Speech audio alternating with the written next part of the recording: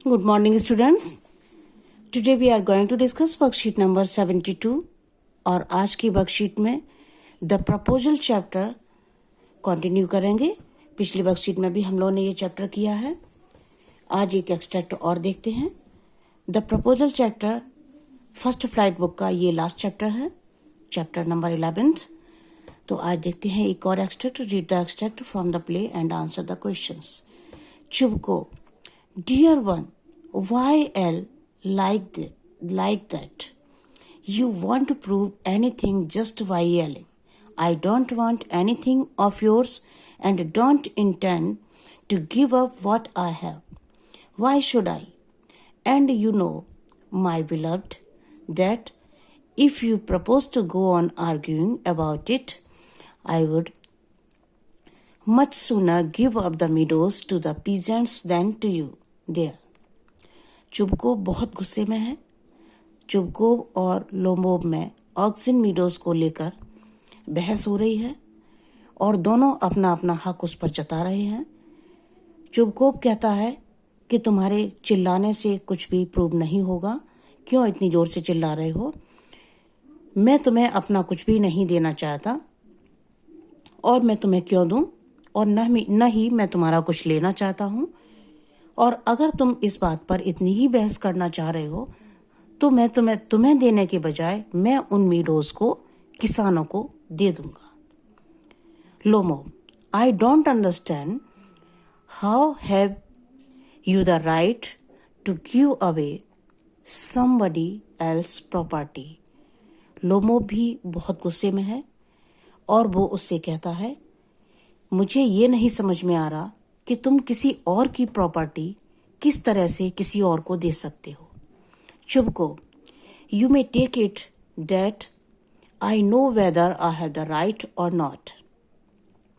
तुम्हें ये अच्छी तरह से समझ लेना चाहिए कि मुझे मालूम है कि मेरा उस पर राइट है या नहीं है। Because young man, I am not used to being spoken to in that tone of voice. मैं तुम्हारी तरह जोर से नहीं बोलना चाहता। जिस टोन में तुम बोल रहे हो, मैं उस तरह से तुमसे बात नहीं करना चाहता। I young man am twice your age. मैं तुमसे दुगनी उम्र का हूँ। And ask you to speak to me without agitating your self. और मैं तुमसे कहता हूँ कि मुझसे अगर बात करनी है तो बगैर क्रोधित हुए शांति से मुझसे बात करनी चाहिए तुम्हें। अब आगे questions. How did Chubukov want Lomov to talk to him. Chubukov किस तरह से चाहता है कि लोमोब उससे बात करे, कामली, शांति से। चुबकोव चाहता है कि लोमोब को जो भी बात करनी है वो उससे शांति से बात करे। When Lomov says how have you the right to give away somebody else property, he means that. जब लोमोब ये कहता है कि तुम किस तरह से किसी और की प्रॉपर्टी किसी और को दे सकते हो, तो उसका कहने का क्या मतलब है। He is the owner of auxin meadows. उसका कहने का मतलब यह है कि लोमोब खुद ऑक्सिन मीडोज का मालिक है और चुबकोव उस पर कोई भी राइट नहीं रखता। चुबकोव का उस पर कोई भी हक नहीं है। Which of the following statement is not true. इसमें से कौन सा सेंटेंस करेक्ट नहीं है वो देखना है। All the characters in the play are argumentative and full of pride. ये सेंटेंस राइट है। सभी कैरेक्टर आर्ग्यूमेंटेटिव हैं और सभी प्राइड से भी भरे हुए हैं। Lomov welcomes the idea that Chubukov can give away Oxen Meadows that belong to him. ये सेंटेंस गलत है। Next they quarrel over their pet dogs. इसके बाद उनका झगड़ा उनके पेट डॉग्स पर होने लग जाता है। ये सेंटेंस भी राइट है।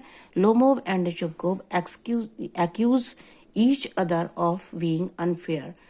ये भी सेंटेंस राइट है। दोनों एक दूसरे को ब्लेम करते हैं कि वो गलत है। The above extract from the play uses the phrase give up. ऊपर जो पैसेज दिया गया है उसमें एक फ्रेज यूज हुआ है, give up. Which of the following expression is incorrect with respect to the phrase give up? यहाँ पर ऑप्शन दिए गए हैं, किसके साथ में ये यूज हो सकता है गिव अप और किसके साथ में नहीं हो सकता है। तो देख लेते हैं गिव अप का मीनिंग क्या है। क्या होता है गिव अप का मतलब? To stop doing something, stop trying, कोई भी काम करने के लिए अपना कोशिश छोड़ देना, या कोई काम आप कर रहे हैं उसको काम करना बीच में ही छोड़ देना, दैट मीन्स गिव अप। तो यहाँ पर ये ऑप्शन 4 है आपका, जो ये इसके साथ में एप्लीकेबल नहीं होगा, तो इसी को टिक कर लेते हैं, ऑप्शन डी। आगे देखते हैं questions. How does Natalia react when she comes to know that Lomov had come to propose her for marriage? Natalia किस तरह से रिएक्ट करती है जब उसको ये मालूम होता है कि लोमोव उससे मैरिज के लिए प्रपोजल लेकर आया था? Natalia is surprised to know that Lomov came to propose her. She blames her father to send him back. She insist her father to call him back. वो अपने फादर को insist करती है कि उसको बुलाओ, और अगर वो शादी का प्रस्ताव लेकर आया था तो। Next question. Chubukov laments over his destiny of being the father of a young girl. Why does he call it a burden to be the father of a grown-up daughter? चुवकोव कहता है कि वो एक यंग गर्ल का father है, ये उसके लिए बहुत ही अनफॉर्चुनेट है, और ऐसा वो क्यों कहता है? Lomov leaves Chubukov's house after a quarrel. Chuvkov tells Natalia that Lomov had come to propose to her. On hearing this, Natalia begins to cry.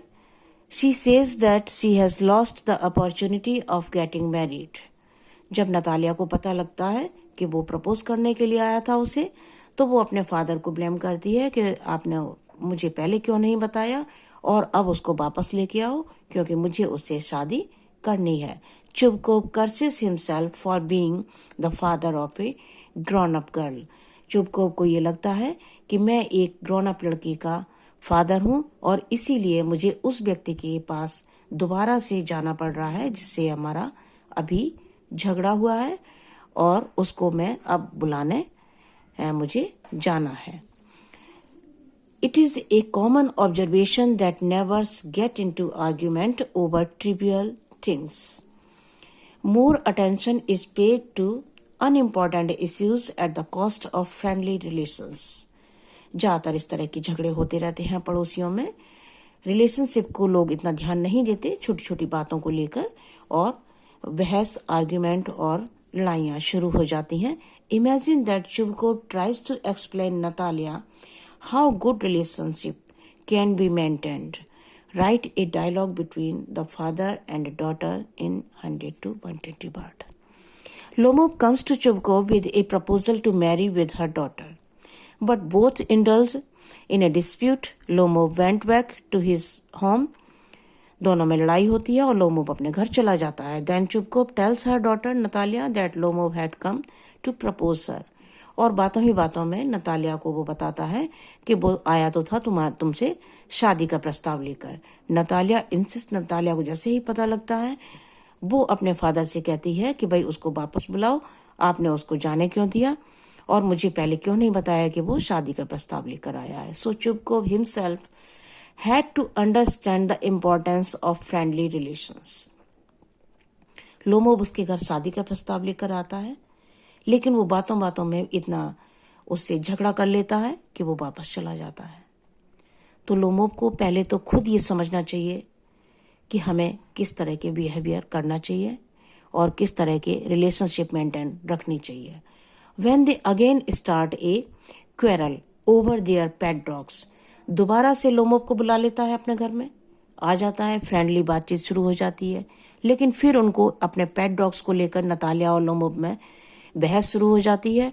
और चुवकोव जबकि एक बार फिर से बुला के लाया है उसको मालूम है कि वो उसकी बेटी से मैरिज करना चाह रहा है, लेकिन फिर भी वो बजाय नतालिया को समझाने के वो उसके डिस्प्यूट में फिर शामिल हो जाता है। Chubukov joins with them forgetting that he had called him back to propose her daughter. He must have told her daughter that she should not quarrel with him at the cost of the relationship. She had wanted just before few moment. उसको अपनी बेटी को ये समझाना चाहिए था कि उसे कम से कम अपनी उस रिलेशनशिप का ही ध्यान रखना चाहिए जिसके लिए उसने लोमोव को फिर से बुलाया है।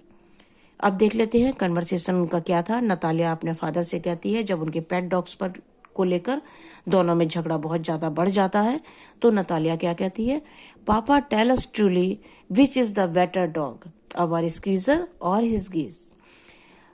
जब नतालिया इस तरह से कहती है तो चुबकोव नतालिया को समझाने के बजाय उनके झगड़े में शामिल हो जाता है और वो भी अपने डॉग को बेटर डॉग बताता है और बराबर बहस जारी रहती है। जबकि चुबकोव को कहना चाहिए था, अगर चुबकोव अपनी बेटी को समझाता तो कन्वर्सेशन क्या होता, my dear princess what matters whose dog is better. इस बात से क्या लेना देना कि किसका डॉग अच्छा है। You should not argue on such A trivial issue. तुम्हें इन छोटी छोटी बातों पर लड़ाई झगड़ा नहीं करना चाहिए। Lomov is a good neighbour. Lomov बहुत अच्छा पड़ोसी है। You should not spoil your relations with such a friendly neighbour. तुम्हें इतने अच्छे पड़ोसी के साथ में अपने रिलेशन खराब नहीं करने चाहिए। तो आपकी वर्कशीट कंप्लीट हो गई ना। Thank you so much.